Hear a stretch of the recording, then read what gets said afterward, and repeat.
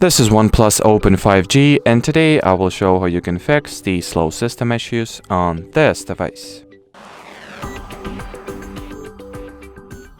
So if you feel like your phone is falling back in terms of performance and it does not feel as snappy and quick as it used to, or simply the performance of your system, the processing speed does not match your expectations and you want to do something about it, I recommend that you begin by taking care of your internal storage. And the easiest way to do that is to launch the Google Files app or get it installed if you do not have it.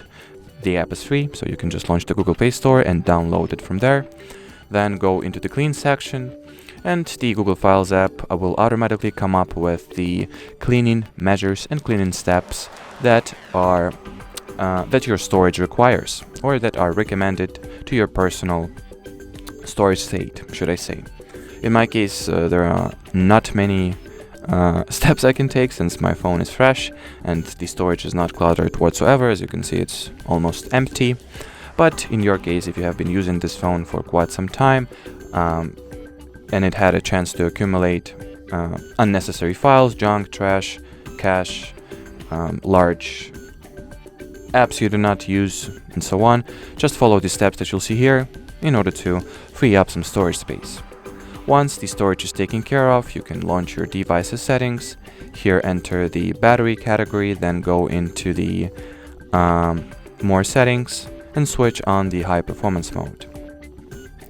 And on top of that, you can also go a step further and switch on the memory extension feature, which will get you additional random access memory gigabytes, even though those RAM will be of a virtual nature. Nonetheless, it will significantly speed up your performance and allow you to multitask even better, since, this phone, I guess it's all about multitasking and doing a bunch of stuff at the same time, taking advantage of this huge foldable display. And well, in order to increase the RAM amount, you'll need to enter the About Device category.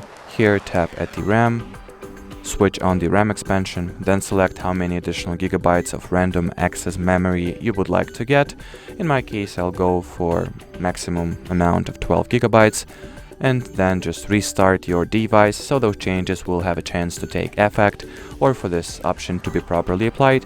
And well, as far as this video goes, that'll be it. If you have any questions, do not hesitate to use the comment section below this video. But as for now, thanks for watching and bye bye.